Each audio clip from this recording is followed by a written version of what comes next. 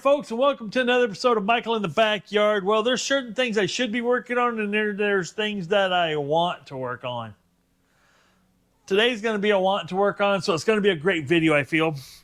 Well, as you guys know, I've been into bicycles and e-bikes for a little bit now. And, well, let me show you what I got here. Now, you might have saw in the previous video a Concord E Bike. It was very similar to this one. Except for this one has one of these. It's a throttle. And that makes it a Class 2 e-bike. Without the throttle, the exact same bike is a Class 1 e-bike. Both of these will help you up. Pedal assist up to like 20 miles an hour. Now, I've gone on my other one 25 miles an hour. Now, what is the story behind this one? I picked this up across the river in another state last year. And the lady had it, didn't have a lot of history on it. Literally, I'm going to turn it on. It's just dusty and grimy. But I'm going to show you here. Trip.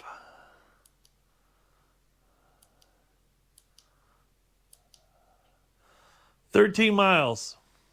The battery's still full. I've never charged this up all winter. It still shows blue, which is, blue is really charged, green is still charged, red is, yeah, you better get ready to charge it. So as you can see over here, it's got, I hope this shows up okay, full to empty on the gas tank, so to speak. And then you got your pedal assist here, button, 1, 2, 3, 4, and 5, and then back down. So, now, this is what I'm going to say. It's a shame what Walmart is doing to the bicycle industry. Not Concord and not Ozark Trail, even though they're very tightly affiliated. And I've raised concern with the bicycle company that distributes these, that Walmart mechanics and assemblers are doing you a huge disservice, because I think your bikes are some of the most economical and well-built bikes out there. I mean, where else are you going to get an e-bike for $548 brand new from the store, set up so terribly? Well, at Walmart. Now, my bikes you see me put together came from Walmart.com, so they showed up to me in a box. They hadn't been touched by other hands. And I got to assemble it and test it and just tune everything, and it runs like butter. I mean, the shifter's like butter. Everything's like butter. Now, for this one to have as low miles on it, 13 miles is all it's got on it. We'll turn it back off here. And I want to show you some of the problems that I'm already seeing that somebody has done some terrible things to this bike. Let's start with, watch that wheel. I'm going to spin it. Look how quick that stops. The brakes and or bearings are so poorly adjusted right out of the box. This one here, same thing. I mean, come on. And then this, what's going on with this? And check that valve stem out, and you'll see one valve stem is not like the other. And I'll show you that in a minute. But I can also hear, I don't know if you guys can hear it, there's something rolling around in this rim. So somebody's had this tire off already. Put a new tube in it. Put a shorter stem tube on it. The short stem's not a problem. But I want to show you some of the things that are just not right. This shifter cable, look at it's coming out of the housing, and it's coming way over here and around front here. And that's the biggest gear I can get it in right now on the shifter. The bottom stop's fine because it doesn't drop off when I shift it all the way down, but that's routed wrong. It should be coming straight across here. And look right here. See that gap right there? The wheel's not even sitting in here straight. And so there's just evidence that things have happened. And this fender here, I know it's hard to see. It's a plastic fender. But it's got a little kink right here, a little bump, as it were, for some reason. Well, and I got it with no key. Now, the key doesn't start the bike. It isn't like, the key is for removing the battery, which typically isn't a big deal because you can charge it right here and you just ride it. You don't have to remove the battery unless you need to get to the wiring inside here. And unless you have electrical issues or whatever, you don't need to get in there. But I also noticed that this thing here, I just moved it back a second ago. This wire here was sitting right there. And luckily, nobody rode it very far or did anything because that cable, this is the power cable that goes to the motor, was rubbing up against the brake rotor. But it didn't. It has a little rub mark on the housing, but fortunately did not cut through. And here, look at this. I just noticed, what the heck? I just noticed this, look at that. That was just sitting there. Why isn't that plugged in? Well, somebody didn't get it reseated. There's just a whole bunch of things that somebody did wrong. My guess is it started a life pretty rough right out of the box from Walmart. Somebody at the store put it together. Somebody bought it thinking it was professionally assembled. It is not. They have no professional assemblers that I'm aware of at Walmart. Now, if you're a professional assembler at Walmart, you need to work with your colleagues at all the other Walmarts and get this figured out because there's a Walmart near me that a bike has been up on the top shelf. It's a Schwinn, full suspension mountain bike, top dollar bike in the showroom there. And the handlebars are facing the wrong way. And yes, the brace for the suspension fork is on the back side. They assembled it backwards. The handlebars are forward and the front fork is backwards. Yep. So buyer beware. You're better off not knowing anything. It feels to me. You watch this video and I feel confident you'll be able to troubleshoot your own problems on some of the things I'm going to show you today. So what do we got over here? We have another bike. Yes, another bike. Now this one has its own little computer. Now this bike, I bought it. This is a $548 bike, brand new. I bought it for $250. Now it had a battery. To buy that battery by itself today from Walmart.com costs you $199. So I got a parts bike for $50 and a battery that's in good working order for $200. So I got, or did I get a battery for $50 and a parts bike for $200? It's all in how you want to look at it, I suppose. Now, I have one of these white step-through Concord bikes. These have 27.5-inch wheels. They are a Class 1 350-watt rear hub motor with mechanical disc brakes. And this one, somebody had stripped off this particular controller and stuff, had a situation where it had brake controls, it had all kinds of cool stuff on it, but it did not, and it had, this is my throttle, this is not this throttle. They had the wrong everything on here. Somebody had stripped a whole bunch of stuff off of it, tried to make it into a regular bike, but they are kind of heavy for a regular bike, so to speak, and they're not geared and set up. You know, it's still got a big hub motor, but you got a big hub, heavy hub back there. What am I going to do today? Well, I was looking things over. This has been sitting in the basement since last fall. I shouldn't say fall. It was actually slush on the ground. I had snow all over these tires by the time I got home, and I power washed some things off so it wouldn't get all nasty over the winter. And this I bought last spring. And I bought some other controllers and stuff like that, and I just couldn't get the computer here to fire up and tell me it was happy. So what does Michael do? Well, this one here also, and it does right here, see this plug here? That's for a headlight. This one has a headlight. This one has upswept bars. See that right there? This one has not so much upswept bars. I like upswept bars. So, and what I did on the other bike like this to make it something more that I don't like just customizing them. I like making it so it fits me and I like the ride. If I'm not comfortable, then we got to fix it. These forks. Now this one, I'm not sure. We're going to get a magnet here.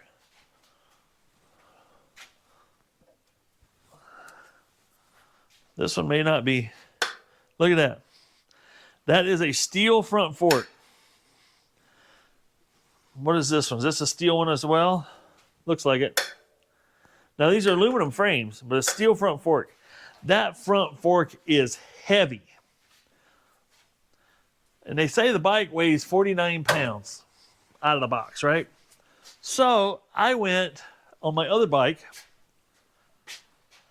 Excuse me. The dust must be getting me. So here's that fork off my other bike, steel as well. And I don't have one in here. Nope. Nope, I used up all my stuff, my fun stuff. Okay. Thought I might have had a suspension fork in here that would fit that bike, but it does not. I'll have to order another one. But I could buy a air suspension fork for this bike for about 120 bucks from BUCKLOS. Not sponsored. I'm not sponsored by any of these, so you're going to hear the truth. And even if I am sponsored, you know you'll always hear the truth because I won't lie to anybody for the sake of money. It's not worth it. Oh yeah, this thing got crunched at one time. You can tell there's a little whoop right there on that. So anyway, between the two bikes here, I could turn it into one really good bike. Now, I've got these little knobby tires like this on my other bike, and they're fine. Say if I'm going to be on a gravel trail or something, I actually like these tires a lot because my other white Concord I've got set up for me has this tire on it, and they're a really nice rolling smooth tire. So today, and there's more. This one has a quick release front wheel, which I like. This one does not. So the beauty here is we're going to take the best off of both bikes. Maybe this straight fender here, those upswept bars there. The seat post lock I took off of here and put it on another bike that was one that it had not a real good seat post lock on it. And I'm going to take the one off of here, put on there, and don't need to do anything much with the bike rack. Just leave that on there. But we're going to go through it because I'll guarantee you that even on this bike and this bike, I'm almost, place your bets now, 4 for 4. I'll bet you the bearings on these wheels are maladjusted. They're too tight. When you take these off and you roll them and you feel the bearings feel kind of crunchy and tight and rolly, they're adjusted too tight. They should move freely with no play. Freely with no play. Plus, I'm going to take the bearings all the way out of this and make sure they have good grease in them. I pack everything. Well, I should say pack. I put some grease in there that's some of the, Lucas Red and Tacky. I like the red and tacky stuff. And we'll put that in there. So without further ado, I'm going to go ahead and pull some things off of this bike. And I'm going to walk you through a few of it, how to do it, especially the rear wheel. And I honestly haven't pulled a rear wheel off of an e-bike to date. Certain people would say that they're more problematic when you get a rear tire flat to fix it because you probably have to go through an extra step like unplug the cable, clip a zip tie. So what do you carry with you? A tube with an extra zip tie if need be. But yeah, and there's a lot of noise in that wheel. I want to take that tire off. I want to find out what that noise is. When I get all done, I'm going to have one good bike and I'm going to have a bunch of, I'm going to say good quality spare parts for this bike or that bike because I have 3 of this style bike. I have 2 of this frame and I have 1 step-through frame, but they're all the exact same everywhere else. So I have spare parts. I have 3 good solid bikes and 1 bike that I would have a spare rim. Say I was to damage a rim or something, or brake pads wear out, and I guess I have a set of brake pads. I have a set of mechanical calipers. I have a lever. If I break a brake lever, I have one of those.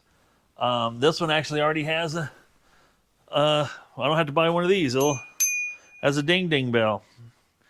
There again, take the headlight off of here. These headlights actually work quite well. For no more than they are, they work really well.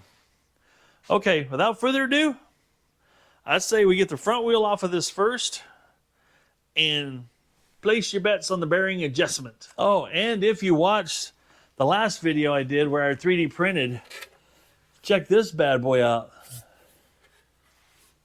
I did a different battery case to haul 3 batteries. Like I had the other one that was like flat, but this one I put a fancy stripe on it. I've got some nice color contrasting straps to hold the battery in. And look what I put on the back. Be safe. And to try to keep you intrigued on what I'm doing and keep watching, this I've got set up to fit right here. So this is barely wider. I mean, it's just like millimeters wider than the actual rack itself, which is kind of neat. You might ask yourself, Michael, what's with this cutout here? Well, look here. I've got these quick detach bags. Oh, come on. That'll go right like that. So I got a saddlebag. So I don't need this space to haul luggage or, you know, stuff. I'm gonna have 2 saddlebags that can haul all my gear in. And then it's gonna lower the center of gravity. Hopefully, you know, because this is gonna be 15 pounds worth of battery stacked up here tight. And, you know, I might only, depending on the type of ride I'm doing, I might only throw 1 battery in here. But if I plan on a little bit longer ride, I can throw 2 batteries in here. Or a little bit longer ride, 3 batteries. Now, there's always the argument, well, who needs batteries? Just eat some more energy bars and drink some more Gatorade. Sure, that's fine. I'm not a spring chick anymore, and I'm not a professional rider. I don't run for a living. I don't do, you know, I like to enjoy to ride. So yes, I do have my analog bikes and I have my e-bikes. And depending on what mood I'm in and how much work I want to put into it as to which one I want to ride. Sometimes I just want to, you know, put my face in the breeze, put some effort into it, but get a lot of out. And there's days I want to do more work, more effort, and not get as much distance and get a better workout. I have options is what I'm saying. Give yourself some options. Now, you're curious, I printed this one. For the 3D printers out there, I printed this with this down this time. Instead of printing it with this down and letting it build trees here and trees here. I just wanted to do something, try it a little different, and I'm happy with it. These are the trees that were actually inside here, believe it or not. And to create this perfectly nice surface on the bottom here, which is, in the print world, was the top. Okay, this is all the tree. And that was my longest print to date. Took me 32 hours of print time and about 1.6 rolls of filament. Now that I've shown you guys that stuff, I can actually purge my workbench of it. And I also have the same type of clamps I put on the other one. I could go right up in here and it's going to clamp that right down to this rack. And you can literally pick the bike up with that piece there. It's strong enough to do that. It's all printed out of ABS. Why is it green? Because that's what I had. Why is it white? Because it was a neat contrast and I thought it looked pretty cool together. But I do have some ASA coming that's gray. It's kind of a light gray, but it'll kind of follow the, let's just say, not so bright and flashy theme of this bike. It's black and grays and stuff, so we'll get some grays in there and we'll keep it less flashy. Don't want to draw the cops' attention to my speedy bike, you know. That nut wasn't even tight.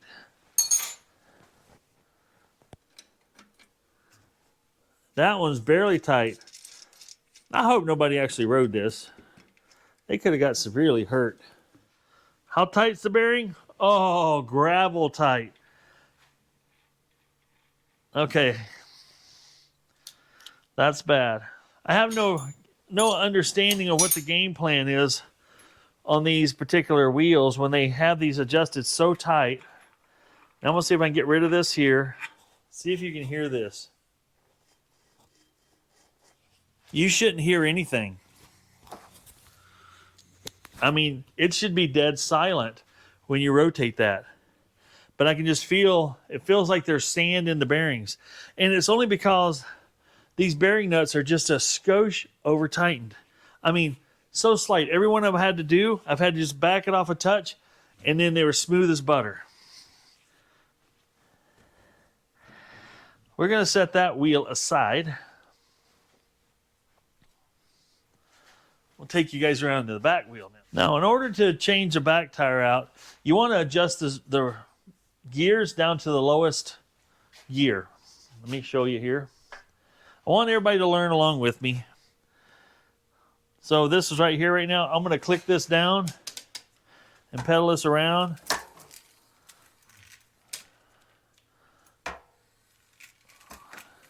This thing is so hard to pedal because things are so jacked up. But now we're in the smallest gear. This produces the most slack in the chain, keeps the chain from being way up high, and this derailleur from being in your way. Here's where I like to bring up my chair. And these are going to be some bigger canuts here for sure. Yep.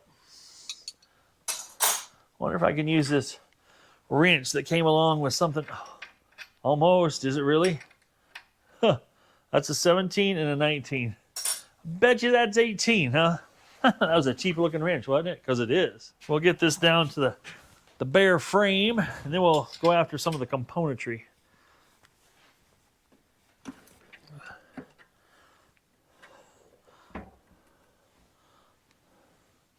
Something just don't look right on the inside over here. What is going on? I see something inside here that's just not right. I can't get the camera in here to show you either. Just have to take my word for it. Now I've already got the rear motor cable is loose and should be free. Now I did, believe it or not, as loose as that was, I did honestly got the motor to kick on this morning when I was just playing around with it.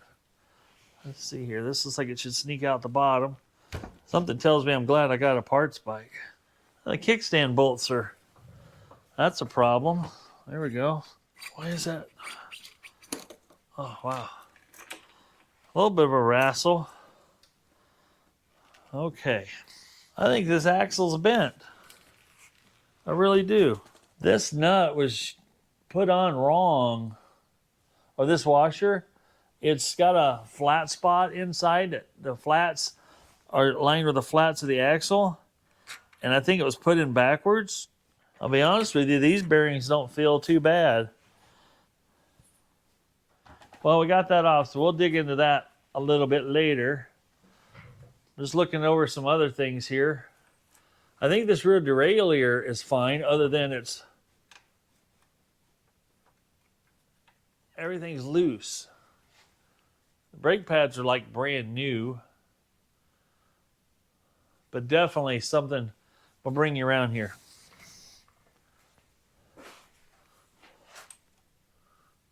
Something's been rubbing right here. Mainly because I'm pretty sure see all the rubbage going on here? There's a lot of rubbing there. For 15 miles, there's a lot of not right here. This dropout, it's wiggly loose. You shouldn't be able to wiggle it. This part's wiggling. I can see it wiggling, and this is also wiggling. This should only have this direction motion, not so much like that. Okay. It just needs some loving from the mic being here. Michael gonna give it some love. Now that feels pretty good. That's smooth as butter. Now these pedals are absolute garbage. They come with them. They're plastic pedals.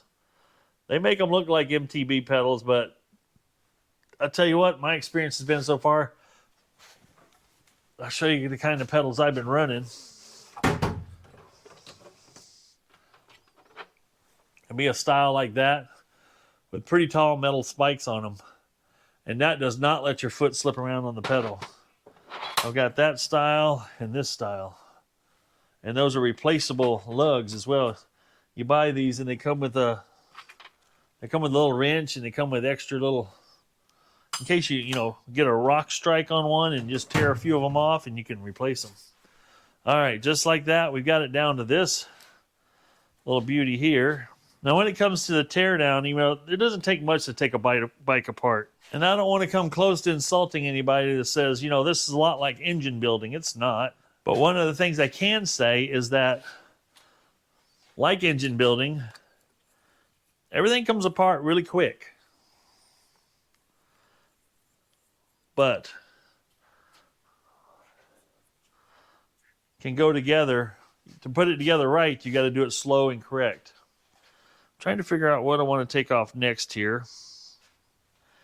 I'm going to take the brake caliper, because I'm going to take the front fork off. I'm going to pop this brake caliper off. We'll have to readjust it, obviously. Everything needs adjusting at this point, just because it was never right to begin with. Plus, when I put a suspension fork on the front of this, I'll actually remove the piece that's adapting this to this type of fork mount, or I say brake mount on the fork. I've noticed stuff on these bikes too, whenever I've been working on them, is you might have one of these bolts that are tight and other bolts that are loose. So now we got that free and clear. Little zip tie snippet there. I thought I had a little pair of nippers. We'll use my big nippers. Just cut that little zip tie there. Now that's free and clear. We'll just roll a little bit of it back here, get the air nozzle underneath there. We should be able to float them right off of there like that. These grips I don't mind. They're good enough for what they are. I haven't wore them out yet, so just that easy. Might have to go over to a place we call the bike library, where it's like a bicycle co-op situation, which is pretty cool. That's going to be smaller than this, ain't it? Yep. And find me a different neck that kind of comes up, because I need the bars I'm going to have on it are going to have some rise, but I want to gain a little more there as well. And I'll start me a little container of hardware. Do I need to keep it separate so I know where it goes? No. I think I can figure most of this out. Whatever I can't figure out, I'll fake it. The reflector will not go back on the bike. Man, these bars are like super light. Now we want to take the front fork off. There's nothing else tying it to the bike at this moment in time. I'm going to go ahead and remove the fender. Now, we'll give them credit. They did put a lot of blue Loctite on some stuff, you know, to keep it from vibrating loose. Now, the cool part about these is the way the fork's designed more so than it was back in my day. This is the bolt that kind of puts all the stuff on the bearings, so to speak. And then you got your clamp that this just holds it all in place.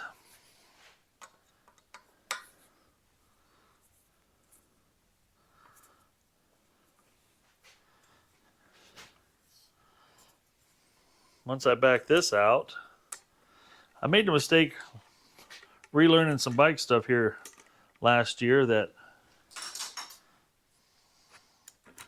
a feller needs to hold on to the fork if he takes that off.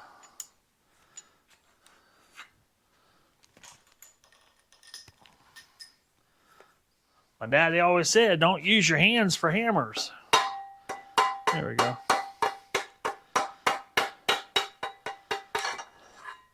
And this doesn't have some expensive bearing in it. I mean, look at those little tiny things.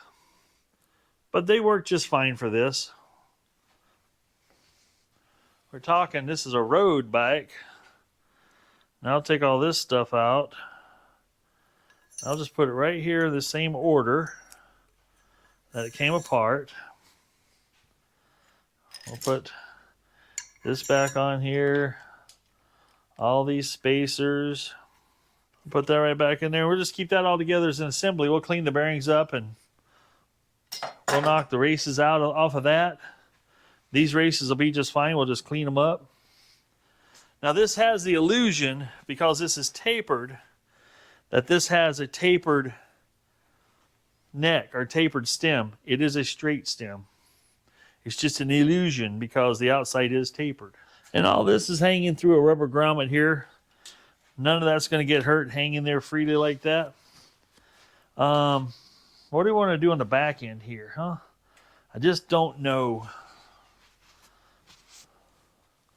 The rear fender, other than a couple of scuffs, I mean, it's got some tactical war wounds. No big deal. Now, I learned this trick from Bike Farmer, Andy at Bike Farmer.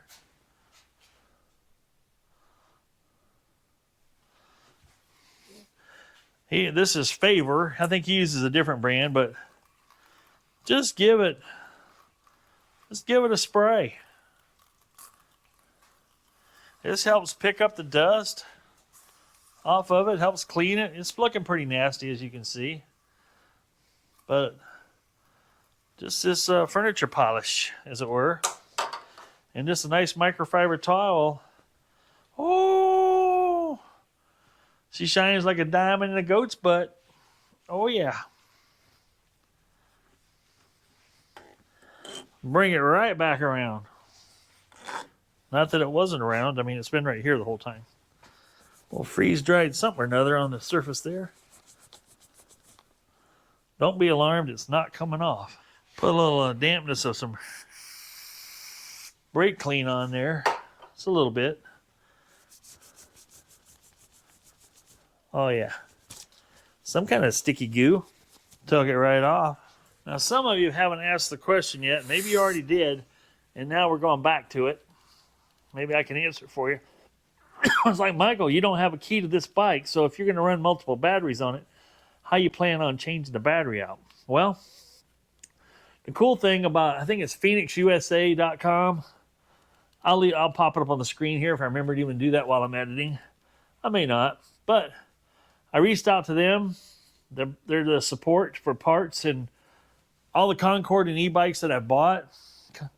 Concord and Ozark trail bikes that I bought. It says, don't return to the retailer.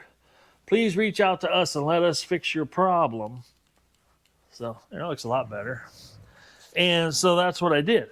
I reached out to them and go, hey, I've got this bike. I lost the key. And to be quite honest, I never had the key. Because the people there, again, like I said, if you're the only guy with one battery, you don't need a key to pull this battery out unless you're planning on doing some wiring work or something in this thing. So I reached out to them and said, every one of these have a number on the key thing. So I said, hey guys, I've got a Concord bike with a 504 key number. That ain't the number, but just giving you examples, a 3-digit number. And said, how can I get a replacement key? Well, the replacement key cost you $25 for 2 of them. $12.50 each, and they sell them in pairs only. So I don't know why they even bother talking about the each price when you buy, one to use and one to lose, basically. But I keep one back at the house here, and one's on me when I go for a ride, in case for some reason I absolutely have to remove the battery. I'm not going to recharge it on the road because I didn't take a battery charger with me. Most people don't have a battery charger with them. And but they're sending me a pair of keys, which would be nice because I'll have those. And I'll be able to take the battery out and use this as I intended by being able to swap out multiple batteries. And that'll be pretty cool, huh? Well, this is actually cleaning up pretty nice. I mean, I think it's just been handled, let's just say handled a little rough here and there. Somebody definitely did some stuff back around this derailleur. This comes with a Shimano Journey TZ, which I guarantee ain't top of the line, but properly adjusted, my other one works just buttery slick. So I can't really take anything away from it. Will it go 10,000 miles without trouble? I don't know. Haven't gone that far yet. Maybe someday I'll be able to tell you. But anyway, you can get support for these things through that Phoenix USA, which is kind of nice.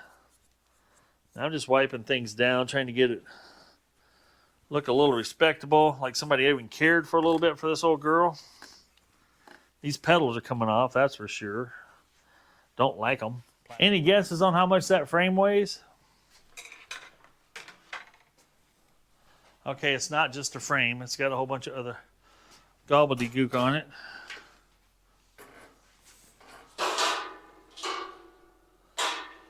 We're hanging in at right about 31 pounds. So it's about 18 pounds worth of stuff we took off. Just like everything you're working on, it seems like it always has to get a little worse before it gets better. So we're gonna shove this back over here, out of the way, to hopefully keep damage from happening to it. My little weld clamps weren't quite up to the task, so I had to put a regular hold down clamp. I'm just clamping this thing on. It's designed to go into my receiver hitch, but I went ahead and don't have a receiver hitch on this bench yet. 2-inch receiver. Oh yeah, going nowhere fast now. Now this particular one rolls not too bad, but the other thing I like about this wheel is it for some reason has a quick release where the other one does not. Alrighty folks, the camera overheated, died. I kept working. I heard it go beep, but I was like, I gotta change the battery out? Come on. Or I thought it was a dead battery. Turned out it was overheating. I put a new battery in anyway. We're back. A couple days later, that night I kept working. Well, not that night. That evening I did keep working a little bit. And then, so I didn't capture some stuff for you guys, but I'm not leaving you out of anything important anyways. I'm looking at the alignment now. When you're looking straight down, I'm trying to get you on there. I don't know if I can get you in there good enough for the camera.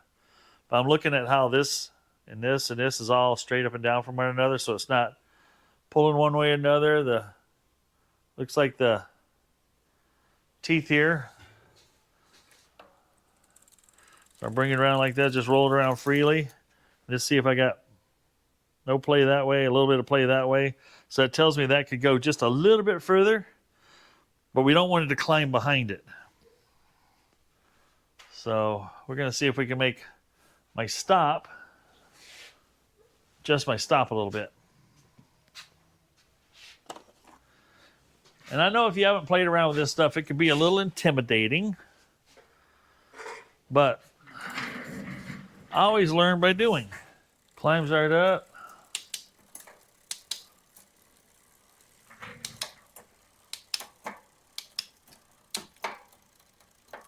All the way down. I had the handlebars on here to make it easier because I could just easily push it, click it back up, but right now I can just click it one at a time by hand and just. So right now we've already had a significant improvement in performance. That's 1, 2, 3, 4. I'm on 4. There's 3. I should say 7, 3, 4. Now I'm on 3, 2.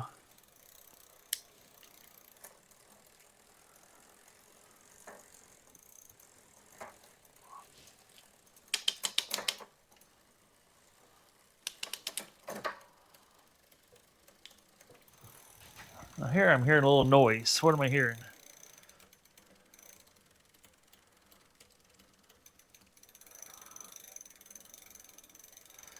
It's actually almost going a little too low.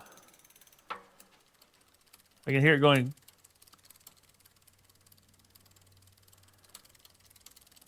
See right there? Making some noise, not making noise. Now what you can do is use your barrel nut and we'll just crank it up a little bit. That's for making some fine adjustments. There we go. Now let's take it back up to the top and see what we got.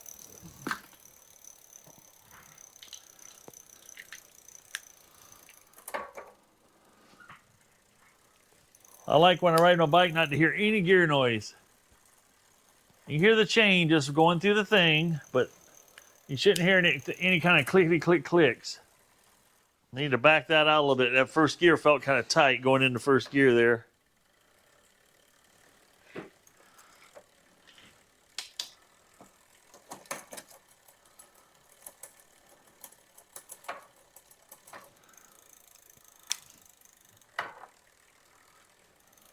Got to find that happy medium. Oops, screw that back in about a half a turn.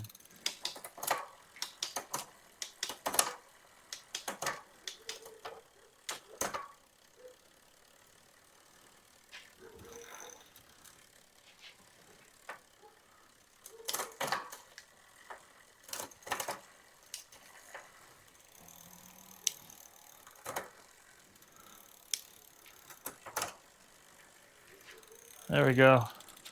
It's okay to spend a little extra time doing this to get it right, because you'll enjoy it more when it's right.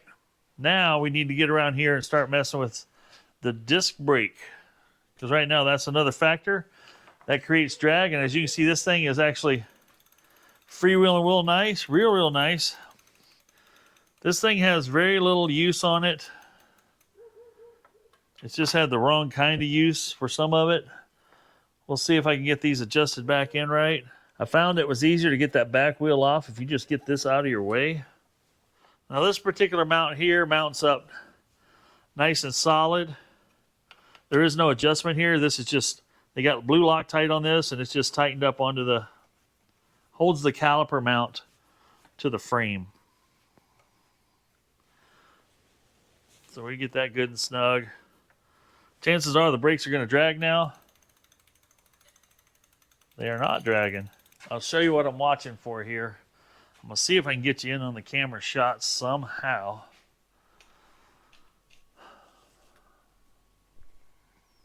Now these are mechanical brakes, so basically there's a cam over here, and that cam right there pushes that pad in. It doesn't do anything to the other pad other than it actually flexes the disc over into it.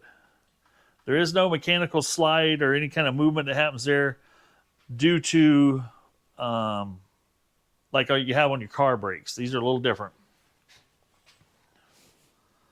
So now when I do this, can you guys see that brake rotor flexing over?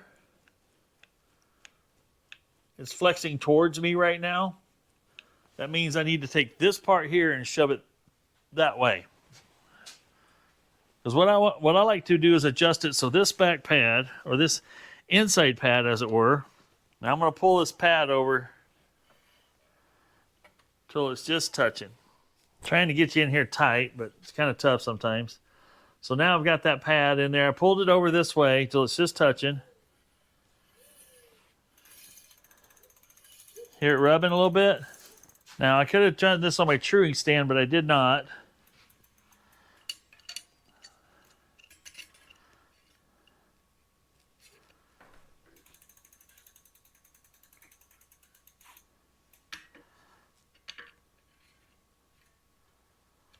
I'm just flexing the...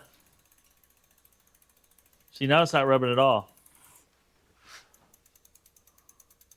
You can hear it just take a little rub as it's going around. Here again, I just took a...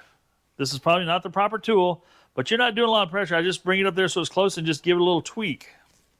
Just ever so slight. Now, no rubbing. None whatsoever. Now I'll come back over here and grab the brake.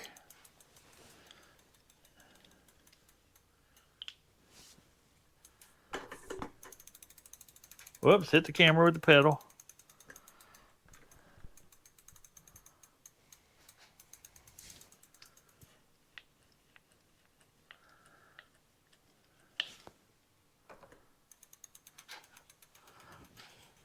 Boy, I almost don't want to mess with that. That's almost really good, but I think I can get it better. I can always get a little bit better. So now I got that rotor just a little straighter. Now, if you had an indicator to let you know that it was, you know, where it was, you could make it just dead on, which I have those. So now I'm just pushing it with my finger up against that rotor again.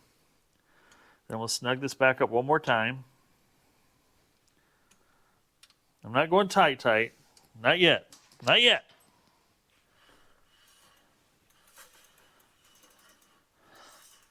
So now my rubbing is very consistent all the way around. Probably should have just left well enough alone.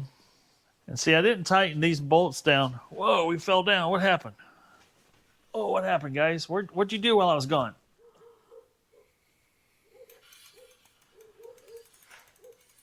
Now, if you don't have a truing stand, here's a little trick you can use. Here's a little zip tie I put right here. And I can just put that right there real close to the rotor. And I can spin it and I can watch the gap between this and the rotor. And that thing, I did a little tweaking on it. I got it really straight. And I can barely hear any rubbing going on here. Obviously the wheel free spins really nice. And I've got very low flex going on there.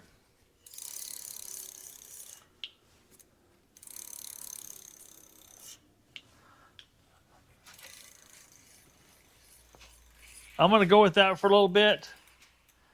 If I need to make other adjustments, like to tighten it up a little bit more, to take some of that, I want a little more, my handle to be a little tighter without rubbing. Right there, see, she rubs. I don't have to move it much, and she's rubbing.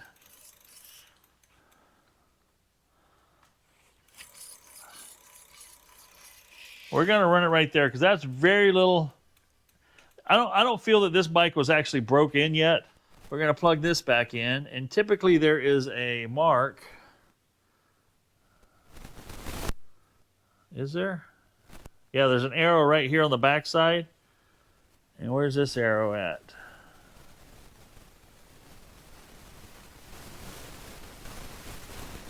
Oh, there's an arrow right there.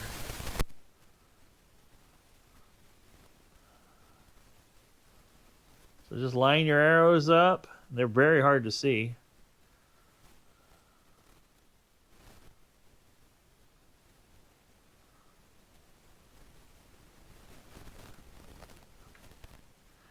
And make sure they're shoved in nice and tight. Now we're going to get a zip tie. And to keep this out of the brake rotor, we're going to have to pull this up here and zip tie it tight right there. Plus, I'll probably include this cable in with the zip tie just like they did here. And it's not a bad idea to throw some zip ties in your toolkit. They don't weigh anything, but they can definitely help take care of something in case something breaks loose and you still need to tie it up out of the way. So I got this one plenty of ways away from the rotor here. This is kind of coming in an angle that's straight and good. So now the rear wheel is done.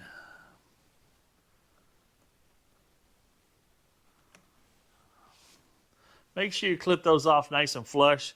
Don't leave a sharp edge to cut your hand on later. Typically, if I unbolt this and bolt it back in on this caliper, it'll go back pretty much where it is as far as in and out, which is fine. Up and down, not as critical because you're still going to cover the rotor space.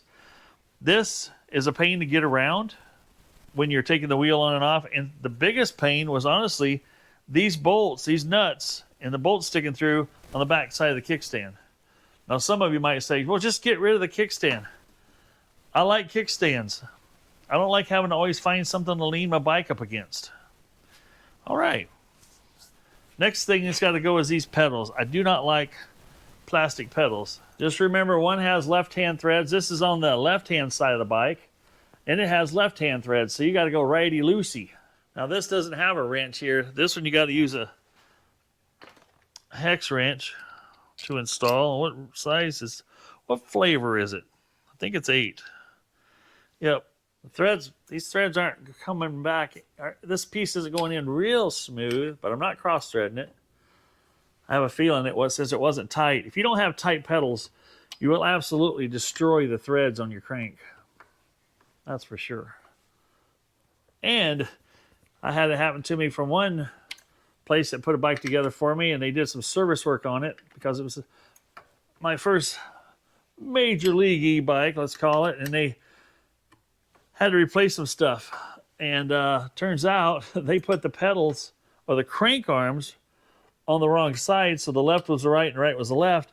And when you have that happen, this left-hand and right-hand thread are on the wrong sides. So as you work them, they actually start to come loose. And it destroyed a set of crank arms because it just stripped the threads out. By the time I realized what was happening, it was too late. And these are just aluminum. Well, that 8mm fits really tight in there. Not complaining, I'm just saying, they fit tight. I want to get this nice and snug. There we go. That ain't going nowhere. Having those nice pedals with those nice metal cleats that bite into the bottom of your shoe is actually just pretty nice. Now this is right-hand thread, so this is going to be like your normal thread, just righty-tighty, lefty-loosey. And you don't have to spend a lot of money on pedals, folks. I mean, these sets here, I got them. I got one from Rock Bros, one set from Rock Bros, another set from somewhere else. And it's this brand. I'll tell you the brand. I'm not going to leave a link in the description because why? Just look up the brand. You'll find them. So these are those GEWAGE. They're a real nice ball bearing. Most of them are ball bearing. It says, ride with a dream. Yeah, this one's thread. This one was a little tighter. This one's already threading in by hand a lot better. The other one was not, because it wasn't as tight as it should have been, and I think it kind of worked the threads a little bit. Yeah, this one's going in real nice.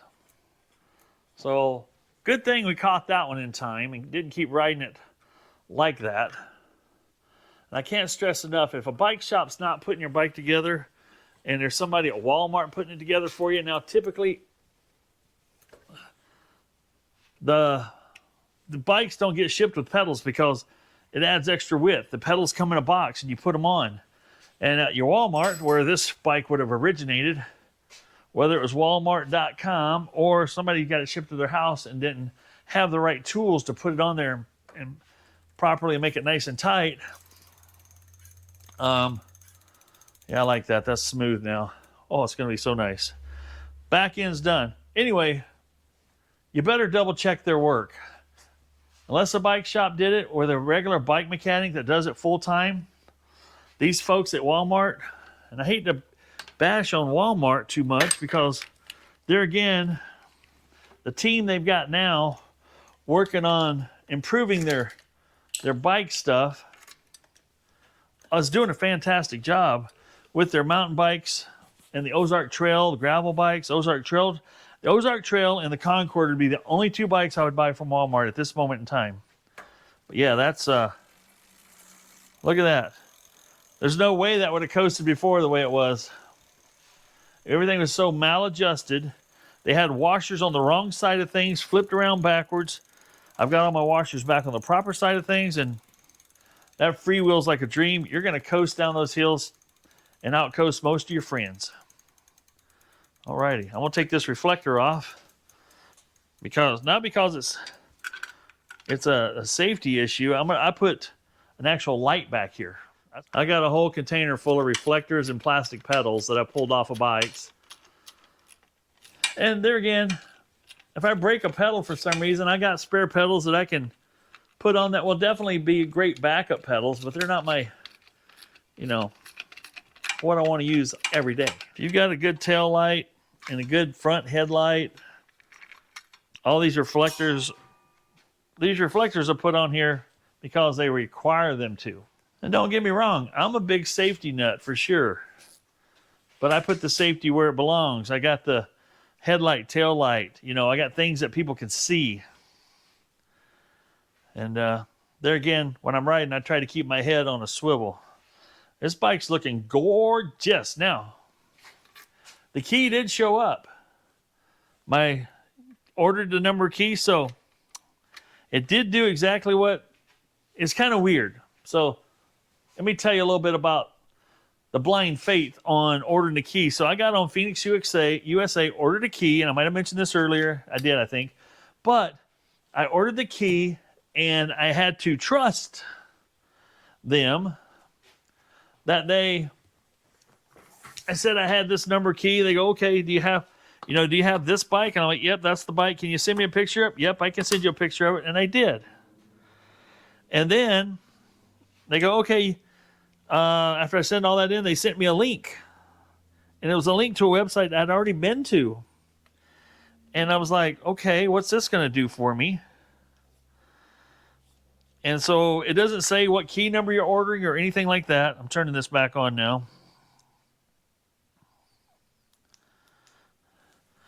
And I'm like, okay, I'll just follow the link. Hopefully they've coded it in. And they did.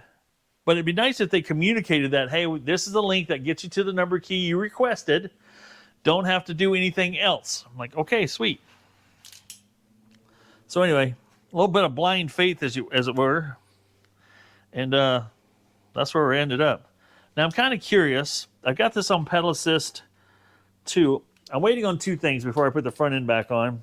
I've got a suspension fork coming that'll be here tomorrow, and I've got a different set of handlebars. I've got this on pedal assist too. There it takes off.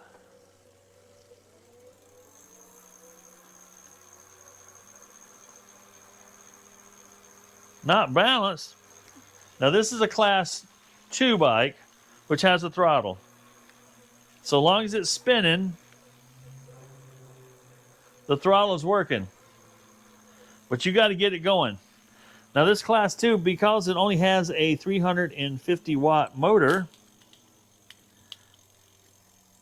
Oh, wrong one, this one. It won't, well it did. Oh, I was thinking it wouldn't go without, there it goes. So it won't go without you helping it. So I'm going to give it a little bit of pedal here. Once it's going, it's going. Let's look at some of the... So right now, that's going to do you at 19 miles an hour at pedal assist 2. Pedal assist 5, it's going to max out around... It won't go over 20 miles an hour because it is a class 2 bike. But you can sit there and just... If you need a break and you're on flat ground and you just need to stand up because you don't want to pedal anymore, you can give it a little throttle and get the blood back in your legs and make your ride a lot more enjoyable. Okay, I'm happy with the progress on this bike. Everything's working really good. All the componentry's working.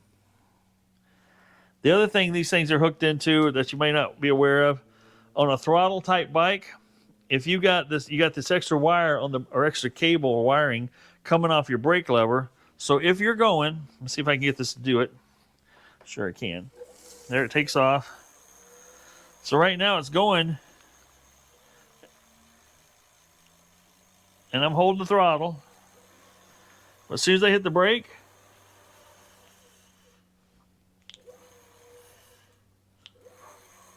it kills the power. So you don't sit there and burn up your motor. Like I said, this is just a 350 watt, 36 volt system. Okay. We're making some awesome headway, so I'm going to continue to work on... Oh, let's shove this back a little bit here. Take it on around. We can close the pedal drawer. Now, what else have I got here? I'm going to clean my hands up so I don't get what I'm getting ready to do here too dirty. This, as I showed you earlier, bring it in here a little tighter. This is my battery box. Michael, why you got a battery box? Well, because I gotta raise this seat up just a little bit.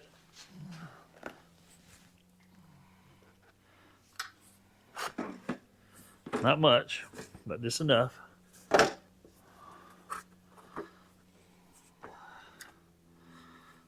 It's right there's my seat height. As low as it'll go for me, which is, I still got to come up higher for myself. But now I'm going to hook this down in here. Oh yeah. That way I can put extra batteries that I have on my bikes. I can share and swap batteries between the 3 bikes that I have left. Now I scrapped out the one white bike because there again, I've salvaged the wheels, I've salvaged the battery off of it. I got extra brake pads, extra calipers, extra rotors. I got a lot of spare parts, which is worth way more than the $225 that I paid for it. And I'm always looking out for more bikes that might be people are getting rid of for a decent price. Let's scrape that up a little bit there. It's a little printing stuff. So what I got to do now is I need to tap the holes in the bottom of this so I can mount it. If you saw my other video, you saw me do something similar to this on my last video. This is just a different design. So we'll get this.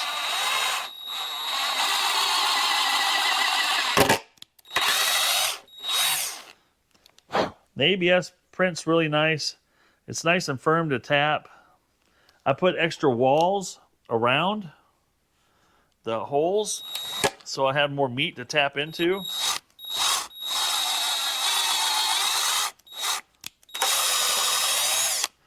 and I actually blunted off my tap a little bit so I could bottom it out and get maximum threads on it. And this is a fun, this isn't for everybody. You know, normally you wouldn't need to have your key for your bike because you're not changing out the battery. Now maybe you wanted to take your battery in to the office with you, or into your house and charge it inside versus leaving this out in the cold. Or if you store your bike out in the wintertime, you don't want to store it in sub-zero weather over the winter. You want to pull that battery out and bring it in and have it at about 60 to 80% charged. Let it idle there all winter. And that's what I did, and it seemed to work just fine. Oh no, the world's gonna know I made a huge mistake. Well, if you've never made a mistake, you've never done anything. Well, a little bad news. I mounted it down, you know, just a couple of mounts. But then I realized my battery, something must have changed on my geometry, or it shrunk a little bit when I was printing, but this is a little too tight. I mean, it's a snug fit, but this one here down here will not go in. It is too tight. And this one it'll go in a little tighter than the upper one, so that's way too tight for this project. So 30 some hours printing gone. It was really cool too, but I'll be able to reuse these because this won't change. Alrighty, folks, it's a day or two later from when we last stopped recording here, and I had some stuff show up. Yes, sirree. Check this out. Now, I've already put the tire on, or the wheel on here. It's because it's quick release. I was actually just double checking the fit. And this is now, buyer beware, because I'm going to tell you some things here. It's right on this. This is not for heavy duty mountain biking use. I'm just going to tell you that right out of the gate. These come from a place called BUCKLOS, BUCKLOS, BUCKLOS. And it shows, you know, rider weight 210 to 250. You can run, is that PSI? Air pressure 106 to 120 PSI on this thing. Now, I've run BUCKLOS on my other e-bike, and I really like it. And so far, it's been a good. I don't have a lot of miles on it, so I can't testify. But it comes with an O-ring already on it. It's got wipers on it. I actually, with the one I rode, it was so cold one morning. We were riding through fog, and it was below freezing, and I was wiping up, and there was ice gathered up above, right here, above the wiper. So I know the wipers will scrape ice off of, foggy ice off of here. So it was chilly. Now, what I like about this particular fork, my other one did not have, is this one actually has little mounts right back here. And you go, well, what good is that, Michael? I don't care about those. And there's some other little screws right here. Not sure what those are doing, but those look like more points that mount something. Anyway, Fender mount. Then my my disc brake mount caliper can go right here. And I bought this with the straight tube. This is for a 27.5-inch wheel. And it all looks good so far. So what have I done since I'm taking it out of the box? Well, I don't have all the proper tools to take the bearing off, so I'll just talk you through a minute of it. I've got this nice little chisel putty knife that's steel all the way through to the end here, so I can hit on it. It's been hit on. This is my abused one. But you can get down in here like that and start banging on it, and you can work it up. And once you work it up a little bit, then I take my other chisel and I give it some tappy taps on either side, and you walk that bearing. It's not on there crazy tight on the original stem. And then I put it on here, and I carefully hit it on the, not on the bearing surface, but on the edge, and tap it back down until I'm back flush here. Once you're there, the battle is over. What's missing? It does not have the keeper in the tube. I made that mistake once before. One of these star washer installation kits. That fits on there like that. This has an O-ring that fits on it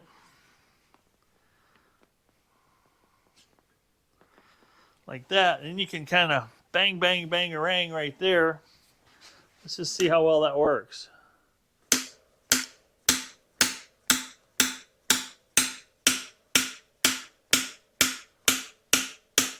Now I just went down and flush with that, so we should be able to slide this back off. And it's started in there straight.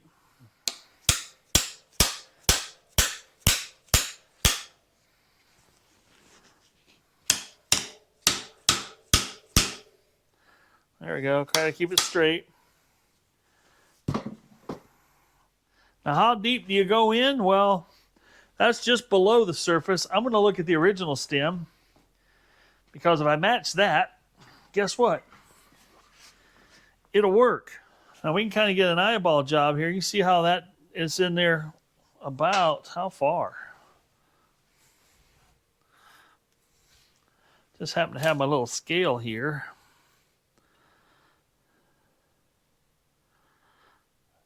It's about 7/16 of an inch. So that's what we're going to go for here. And maybe right there,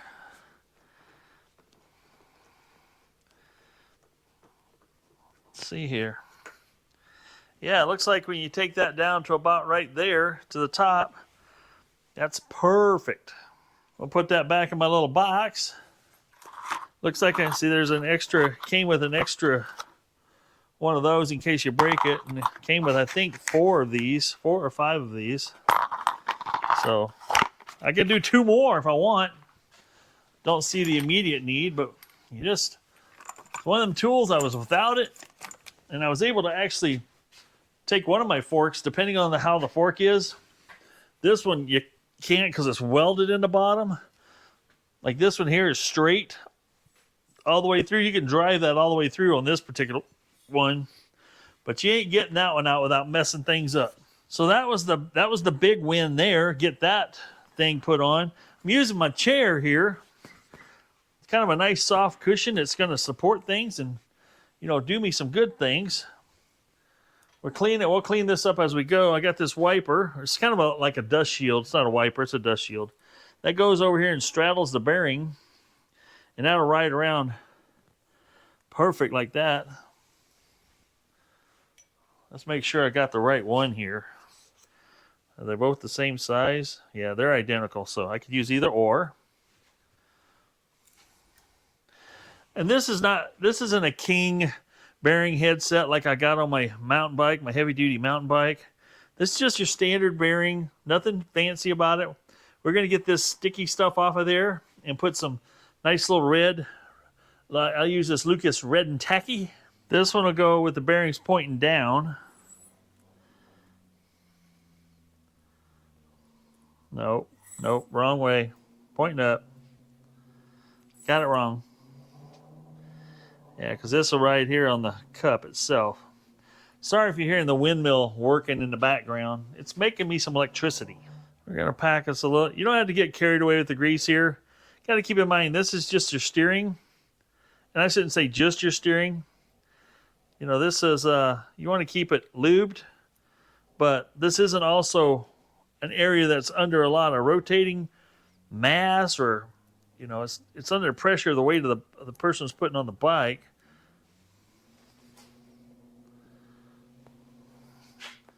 But a little of this stuff goes a long ways, so that's what I'm going to use it for. Keep the rust at bay and all that fun stuff. So there we go. We got that there. The other little thing we're going to do here is compare that stem length a little bit. Now you can see this stem is quite a bit longer. And this one had this many spacers on it, so I think we're going to be okay. At least I was on the other one. I still had to use a couple of these spacers. Now I believe mine had spacers on top and bottom of this thing, so I'm going to put probably all the spacers underneath so I get the stem height as high as, you know, the stem I'm talking about. This as high as I can get it, because I like the little more upright seating position. You probably ain't going to believe me, but this fork weighs a little bit less than the actual fork that came on the bike. Okay, we're upside down, so this is going to go this way.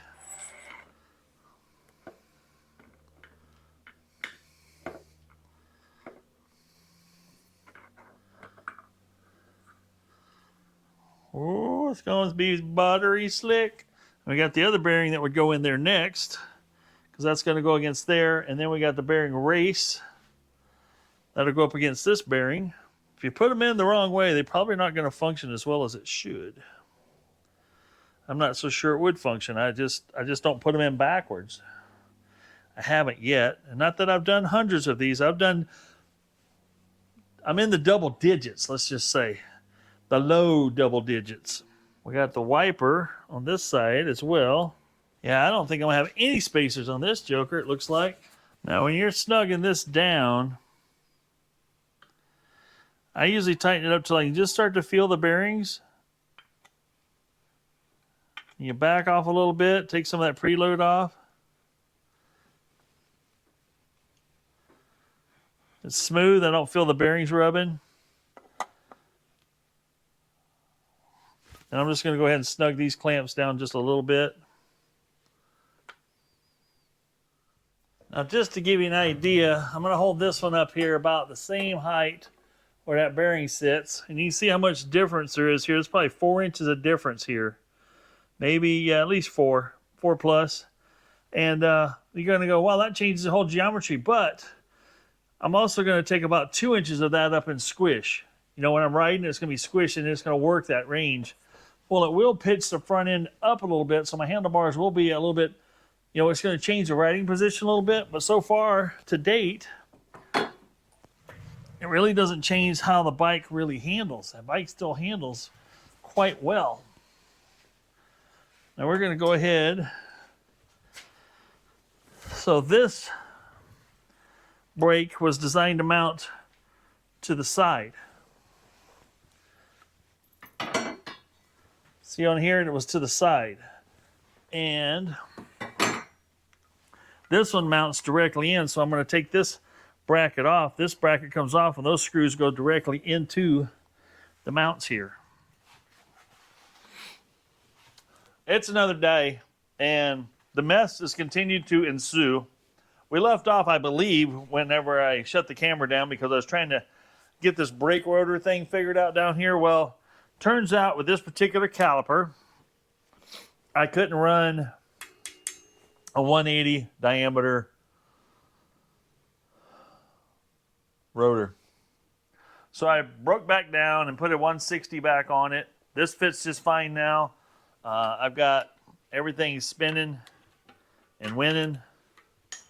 As you can see here, as long as the fender ain't rubbing it, we're freewheeling, brake works, the whole 9 yards. So where am I at now? Well, because I didn't want to waste a lot of you guys' time. Well, I already probably have, but now it's time to remount the fender. And by the way, I did get the light working right here. I got a little light here I mounted right on this cross piece where the fender's mounted as well. And I had to hardwire it in. I didn't have any little tiny connectors that would look neat and clean. So we tidied that up. We got this looking good. I still got to trim off the excess here. Let's do that now, you know. Save that shot for the camera, right? Yeah. Okay. So what I've done so far with the fenders, I mounted it back up here where it's going to be.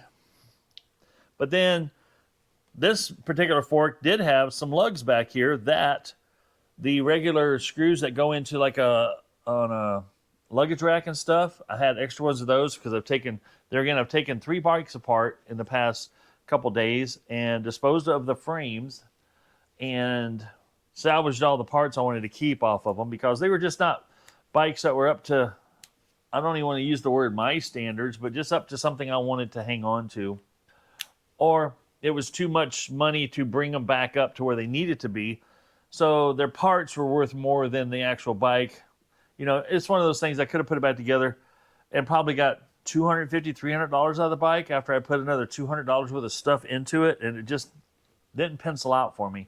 But the cool part is I've got extra parts now, as you can see up here on on the ceiling. I've got wheels hanging up there. I got e-bike wheels and a regular set of wheels and tires off of there's a 700C, a 26-inch e-bike, a 27.5 e-bike, and a 29-inch e-bike set of wheels up there that I'll hang on to because these are all great spares for the other stuff that I have. In case I, damage a rim, I got 2 more rims up there. Now, granted, one of the rims is hooked to an electric hub, but the other one's not. But worst comes to worst, I could always relace it and have the rim, that matches the other rim. Not that that's aesthetically important to me either. Okay, so what we're going to do here to get this fender mounted, I'm going to get you in here a little tight. I'm going to try to work around you a little bit. We'll get you down. Get down here. Keep bending down. Keep looking. There it is.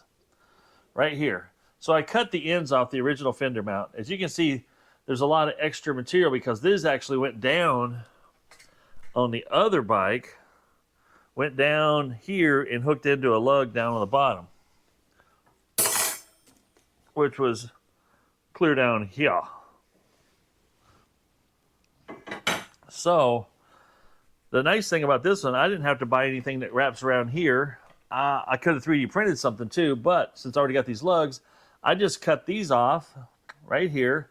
And now I'm going to mark these because I'm going to cut this excess off and I'm going to weld it right here. Boom, boom.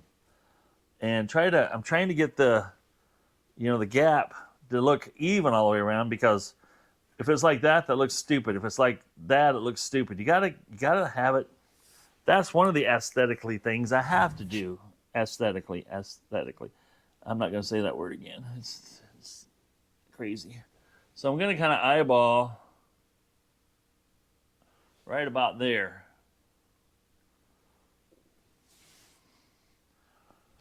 And we'll cut that one off and we'll take a look at it.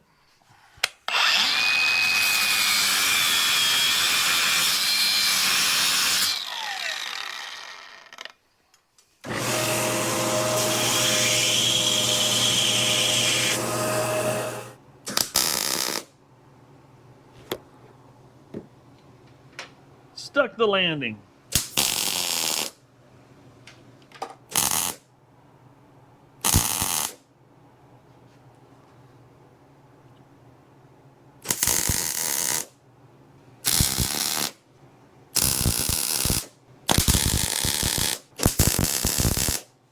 Alrighty, we got her.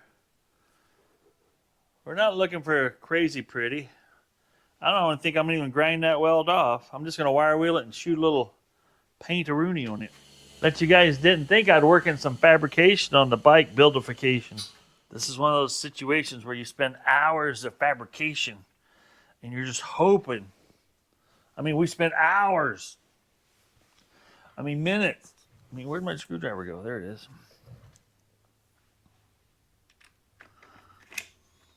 And doing stuff like this, folks, is a perfect example of, learn how to do this stuff yourself, because you're paying somebody to do this stuff at $50, $60, $70 an hour. It quickly gets out of control. And you got the pride of knowing you did it yourself. Even if it isn't perfect, it doesn't matter. You did it yourself. That's the big win, right? Well, I can't be mad at that. And I'll just shot it with a little satin black. Because we're not a glossy gal here. Now that, let me get you from the side here. Look at that. You almost got to stare at it to recognize there's even a fender on it. But yeah, that's, get that out of the way. Now there, I just eyeballed this and just went for it, And if I had to do it again, because I messed up, I'd just do it again. But every now and then, after you do this stuff for enough minutes out of a year, you kind of get a feel for it. Now you just got the bungee here. Now that's just dead center on the tire. That's done. We're done. That's awesome. All right, we're one step closer. We can snap the battery back in, because I was planning on actually welding it on the bike, but then I decided let's just freehand it and see what happens. And Now, some people might be going, why would you want a fender on your bike? Well, it helps when you go through some garbage, or, you know, there's not every day is a pretty day, and it rains and there's some puddles and you can't avoid them. And it just keeps from slinging stuff all over the bike. I'm willing to sacrifice that little bit of weight just to keep the brown stripe from going up my backside and keep stuff off my legs a little bit more, and keep the, you know, the drivetrain and stuff through here a little cleaner. Wow. So the light on here, it works. It does. I'll show you. We'll power it up here. And then we'll get busy with the handlebar work. So we push and hold that plus button. Boom. It's a bright little light. I mean, it seems to have it's kind of a neat little light. Doesn't have a lot of refracting. It's just like a spotlight in front of you. I also have a handlebar mount light. I'll show you on this one. This one, you can see the difference on what I did here. This one had a wrap that went around here, and I had to shorten this up and weld it right there. Put that fender on. But yeah, I got one of these lights. And it's an LEZYNE. You can see it kind of strobing right there. It does all kinds of modes. It's not a cheap light. It's a very expensive light. Type C rechargeable, which is nice. And but the nice thing about this one, it's an LED. It feels a little, you can feel it getting warm, but you know, it runs off this battery. That's weird. Why did it go out? Well, that was short-lived. I wonder if it's getting too hot. You see it flickered on again? I wonder if it's getting too hot. It likes to be going. I don't know. Worst case scenario, I can wire in. I've got another light off a other Concord bike that I can use, and which works just the same way. It bolts up the same way. I'll just hardwire it in, I guess. We're going to move past that problem. We're going to go ahead and put these rubber grips back on because I don't mind them. That actually went on pretty nice. Didn't have to use the air compressor. There we go. Now I can start getting things back in position and locking it down. Yeah, I'm not mad at that at all. So we'll get those down around that angle. So I like it when I'm resting and my fingers can just rest on the levers and not have to be up here, but I can be, you know, kind of straight, stiff wristed into here, so to speak. Yeah, I think that's the spot where I want that. Alrighty, folks. I think I'm done. Oh, shoot, I forgot. The headlight works and then it doesn't work. I need to wire in another headlight. But I did get one thing accomplished here, and this is the battery holder that I designed to go here. And I'm gonna make a couple plates that bolt it down. The reason I redesigned this one, watch here, is because I wanted to be able to get, there wasn't enough clearance here to get my bags on. I gotta get my bags on.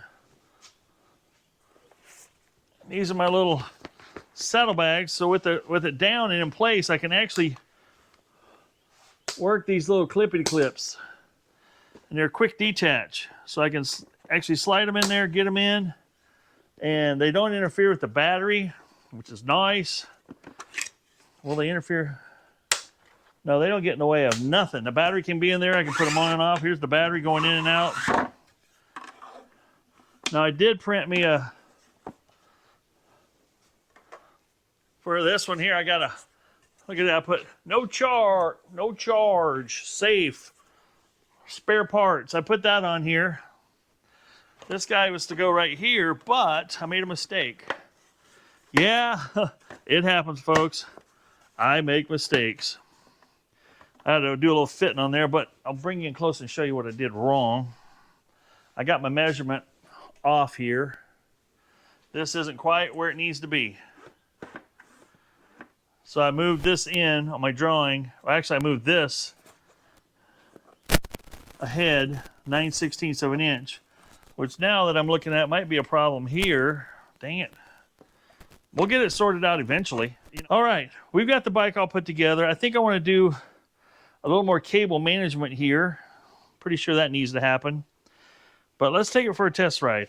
I think I got everything tuned in. I'm feeling pretty good.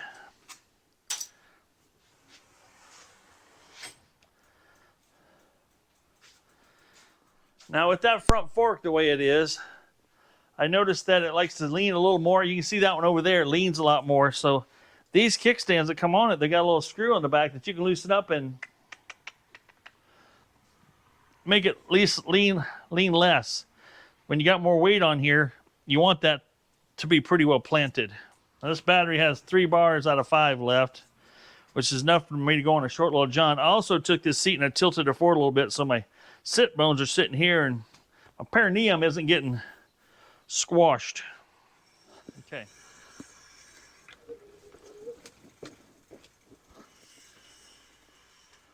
That was a great little shakedown run. We did exactly, the odometer says exactly 3 miles on there. And that was a lot of fun for sure. It's a good riding bike. I can't say enough good things about these Concord bikes. Now this one, obviously, I got in a great amount of, let's call it, bad assembly, neglect, wrong kind of rear assembly wheel things happening there. So, but I made these adjustments. Now this is a seat off the white Concord because the white Concord bike seat has a different, oh, the boss is home, has a different seat than the gray Concord. So, and I tend to like it better. So since I scrapped out the white one, that seat went on here. Not that the seat that comes on here is extremely bad. It's fine, but it's fine. So I'll show you another little quick something or another here that you can see hopefully right here. See where that O-ring landed?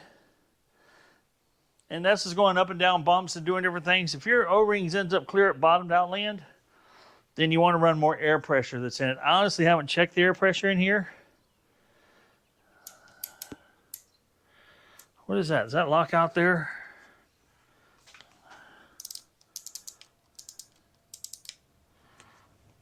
Well, that gets way stiff. There, that feels better. Anyway, you can adjust the dampening on here. You can adjust the dampener recoil rate down here on the bottom. There again, not advertising for BUCKLOS, but the products are very inexpensive and they seem to be, they look and appear of decent quality. My weld on the fender didn't break. I did take about 1.5 miles, actually about 2 miles of dirt road on that little trip, and it handles well. The shifting, there again, these aren't crazy expensive shifter derailleurs on the back, but even an expensive rear derailleur, if not properly adjusted, will perform like garbage. So even a cheap one, as long as you get it tuned up just right, the thing, you can't even hear it change gears. It's just like so smooth going through the gears. Now, obviously, I let off of the pressure a little bit when I go to change gears, whether I'm going uphill, downhill, or anywhere between. It makes it easier on the whole drivetrain. But so you just snick right into gear. Pretty sweet. All right, I think all I got left to do is put the headlight on it, the other headlight, and wire it in, because this one, I guarantee you, if I turn it on, it's going to come on, but I don't think it's going to stay on very long. And maybe it only works while I'm riding. Maybe when it's sitting, to preserve itself, it just goes off. So maybe before I rewire in a new light, I'll make sure, because it might have the controller. This goes through a controller, and if the controller doesn't see any movement, doesn't realize you need battery, may just say, let's preserve the battery, let's preserve the light, and shut ourselves off. So before I go and rewire in another light, that's what I'm going to do. All right, folks. I hope you enjoyed this video. I hope you found it helpful and useful. In the background, I did put a new fuel petcock on the Kawasaki Bayou 300 because it had slowly dripped gas out all winter till the tank was dry. So I bought a new fuel petcock. The other one looked pretty tough. And it has new screens on it and everything, so that can be my filter. But she fires up. Listen to this guy. Listen to this guy. She's a smooth running unit.